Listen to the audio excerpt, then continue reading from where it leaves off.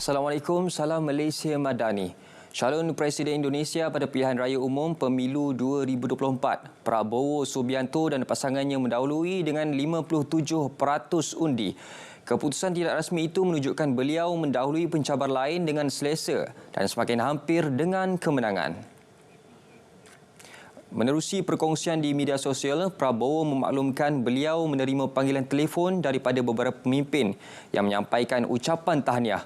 Ucapan diterima termasuk daripada Perdana Menteri Malaysia Datuk Seri Anwar Ibrahim, Perdana Menteri Australia Anthony Albanese, Perdana Menteri Singapura Lee Hsien Loong dan Presiden Sri Lanka Ranil Wickremesinghe. Ketua Komunikasi Kempen Prabowo Gibran Rakabuming Rakabudi Satrio dilaporkan berkata, ucapan tahniah itu menunjukkan pengiktirafan pemimpin dunia terhadap proses demokrasi Indonesia yang lancar. Korban kekejaman rejim Israel di Palestin kini melebihi 28,000 orang dan merekodkan 68,000 mangsa cedera. Serangan berterusan rejim juga menyebabkan lebih 1 juta hilang tempat tinggal, kemusnahan besar dan menjejaskan barang keperluan asas. Sementara itu, Jawatankuasa Melindungi Wartawan CPJ mendedahkan 72 daripada 99 wartawan yang terbunuh tahun lalu adalah disebabkan konflik Palestin-Israel. Jumlah itu adalah yang tertinggi sejak 2015 dengan peningkatan hampir 44% berbanding 2022. Jawatankuasa itu menyifatkan kekejaman dilakukan rejim Zionis sebagai penganiayaan terhadap wartawan. 5 pesakit yang dirawat di unit rawatan rapi ICU Hospital Nasir Selatan Gaza meninggal dunia akibat terputus bekalan elektrik setelah dikepung oleh tentera Israel. Agensi Berita Palestin Wafa melaporkan keadaan di hospital itu sangat kritikal dengan 2 wanita terpaksa bersalin dalam keadaan kekurangan kemudahan penting seperti elektrik, air dan makanan.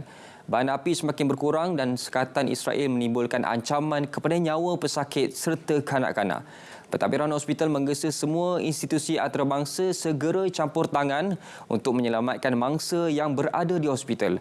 Sebelum ini, tentera Israel memaksa pentadbiran Hospital Nasir supaya memindahkan semula 95 petugas kesihatan, 11 keluarga, 191 pesakit dan 165 waris pesakit ke tempat lain. Sementara itu, pesawat tentera rejim Yahudi terus menyerang Bandar Rafah, kawasan perlindungan terakhir penduduk Palestin di kawasan Gaza. Tentera Zionis juga terus mengepung Hospital Nasir di Bandar Khan Yunis selepas menyerbunya pada awal Khamis. Hospital terbesar yang masih berfungsi di Gaza itu dikawal oleh tentera Yahudi mengakibatkan operasi pusat perubatan itu terjejas. Susulan serbuan tentera Zionis itu, 5 pesakit di unit rawatan rapi ICU meninggal dunia pada Jumaat akibat terputus bekalan elektrik dan kekurangan oksigen. Mesir kini sedang menyediakan sebuah tempat perlindungan di sempadan Gaza. Langkah itu sebahagian pelan kecemasan oleh Kahirah sekiranya perang di Rafah mencetuskan pengusiran rakyat Palestin. Mesir dikatakan sedang membuat persiapan tersebut di sebuah kawasan padang pasir.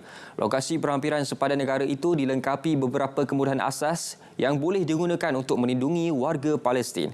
Persiapan tempat perlindungan itu juga dikaitkan dengan keraguan Mesir terhadap rundingan gencatan senjata yang diusahakan beberapa negara. Mesir sebelum ini berulang kali memberi amaran bahawa serangan Israel di Gaza akan menyebabkan warga Palestin kehilangan tempat tinggal dan memaksa mereka ke Sinai. Kes kematian akibat pengambilan dadah di Amerika Syarikat semakin membimbangkan. Ia selepas peratusannya meningkat melebihi 100,000 kes atau melepasi 70% sejak 2022. Pusat Kawalan dan Pencegahan Penyakit CDC mendedahkan peratusan tertinggi kes kematian melibatkan 3 jenis dadah. Menurut CDC, hampir 70% daripada jumlah kematian itu melibatkan pengambilan opioid sintetik.